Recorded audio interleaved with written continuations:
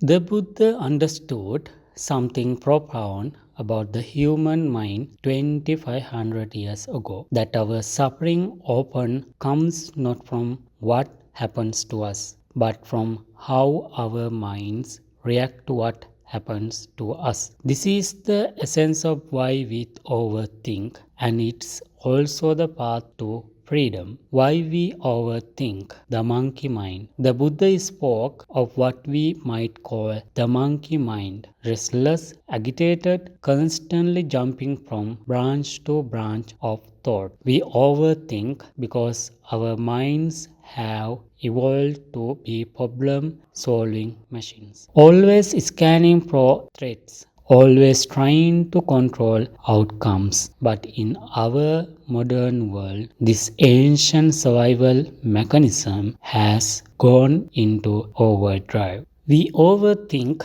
because we cling. We cling to how we want things to be. We cling to avoiding what we fear. We cling to outcomes we cannot control. The Buddha called this tanha, thirst, or craving. When we can't let go of how we think things should unfold, our minds spin endlessly, creating elaborate stories about past regrets and future anxieties. We also overthink because we believe our thoughts define us. We identify so completely with the voice in our head that we forget we are not our thoughts. We are the awareness that observes those thoughts. This is what the Buddha called the illusion of the separate self. The path out, Four Noble Truths, applied to overthinking. The Buddha's Four Noble Truths offer us a complete framework for understanding and escaping the prison of overthinking. First, acknowledge the suffering. Overthinking causes genuine pain, anxiety, depression, sleepless nights, missed opportunities for joy. Don't minimize this. The Buddha taught that recognizing suffering is the first step to freedom. Second, understand the cause. Our overthinking stems from attachment and aversion. We are attached to specific outcomes and we are averse to uncertainty. We want guarantees in a world that offers none. This craving for control is the root of our mental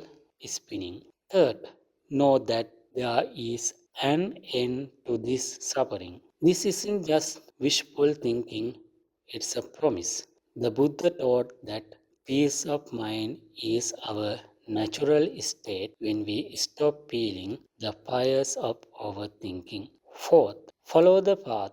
The Eightfold Path gives us practical steps, but for overthinking, three elements are particularly powerful.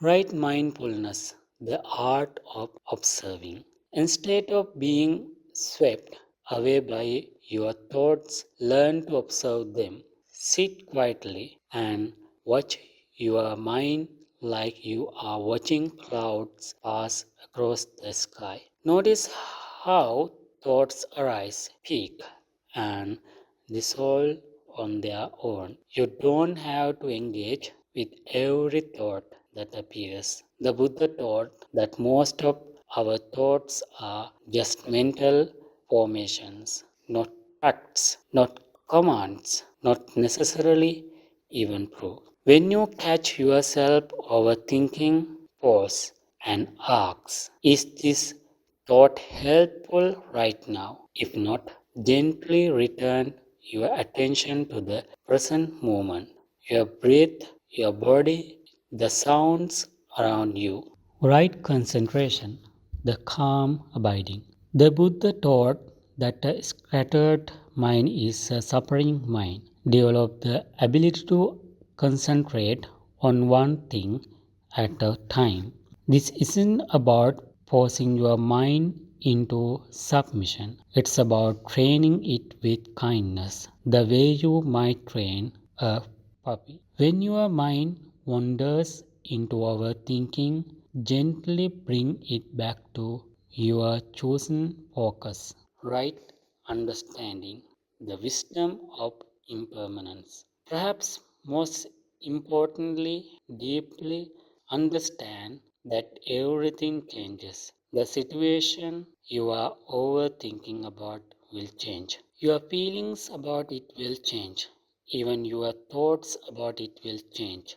The Buddha taught anicca, impermanence. When we truly grasp that nothing remains the same, we can hold our problems more lightly. Practical freedom here is what this look like in a daily life. When you notice overthinking beginning, pause. Take 3 conscious breaths. Ask yourself, what is actually happening right now in this moment? Not what might happen, not what you fear could happen, but what is actually occurring right now. The Buddha taught that most of our suffering happens in the gap between what is and what we think should be. Close that gap by accepting what is, then take one small, skillful action from that place of acceptance. Remember, the goal isn't to never think. Thinking is a beautiful tool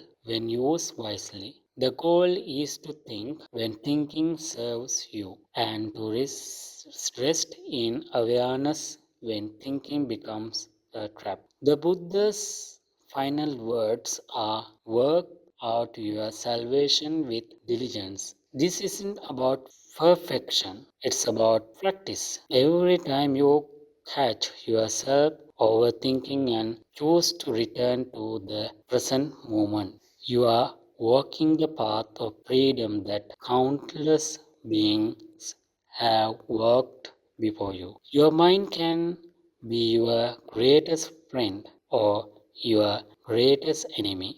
The choice, moment by moment, is yours. Don't think about the past or future. Focus on present because the present is a wonderful gift.